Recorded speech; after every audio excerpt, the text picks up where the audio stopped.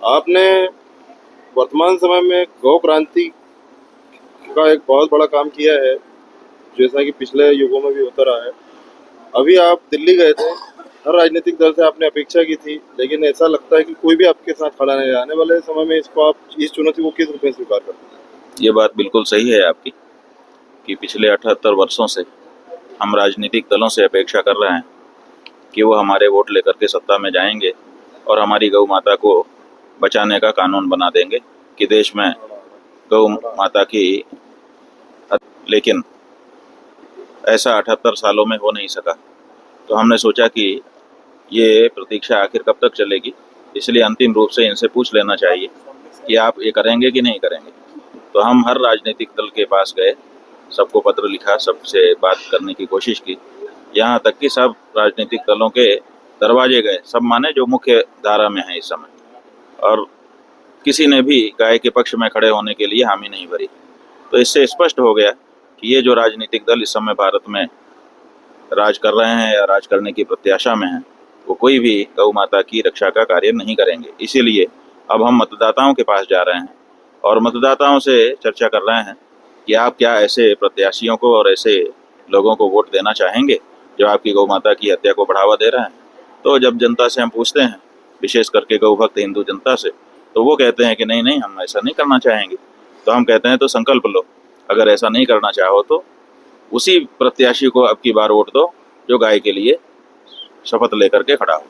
तो अब जब गाय के प्रत्याशी को वोट मिलने लगेगा, तब राजनीतिक दल सुधार करेंगे अपने में, ऐसा हम लोग जानते हैं। और अगर नहीं सुधार करेंगे तो जो गाय के लिए खड़ा होगा वो सत्ता में आएगा।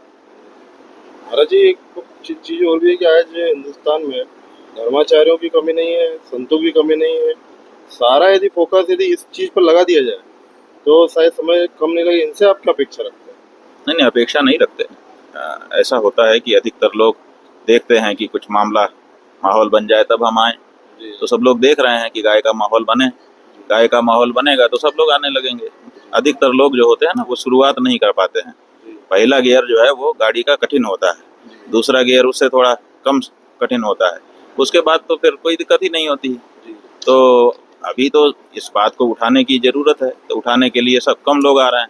लेकिन जैसे ही ये बात आगे उठ जाएगी, वैसे देखिएगा भारत का बच्चा बच्चा आ जाएगा, क्योंकि भारत में गौ माता की हत्या ना हो, यही मनोभावना है।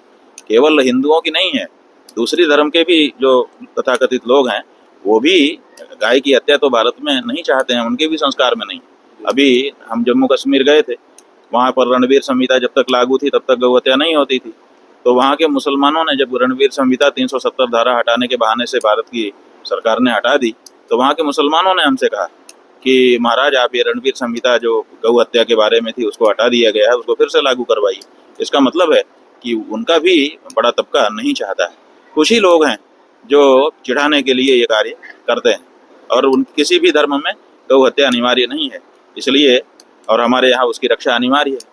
इसलिए भारत में बहुसंख्यक हिंदू है, बहुसंख्यक लोग चाहते हैं कि गौ हत्या बंद हो, तो गौ हत्या भारत की सरकार को बंद करनी ही होगी। और अगर ये सब पार्टियां नहीं कर सकती हैं, तो भारत के लोग जागरूक होते ही ऐसी सरकार लेकर के आएंगे जो उनके भावनाओं के अनुरूप कार्य करती हो। महाराज जी, मेरा अंतिम सवाल है कि युवा पीढ़ी आज पाश्चात्य के कारण अपनी संस्कृति को भूल गई और उसके दुष्परिणाम भी सामने आ रहे हैं। तो आप युवा पीढ़ी को क्या संदेश देना चाहिए? अब युवा पीढ़ी को और पुरानी पीढ़ी को संदेश तो एक ही है, और वो संदेश यही है कि तुम्हारी जड़ों में ही तुम्हारा भविष्य है। अपनी जड़ों को छोड़ दोगे तो फिर तुम्हारे पत्ते भी मुरझा जाएंगे। जी।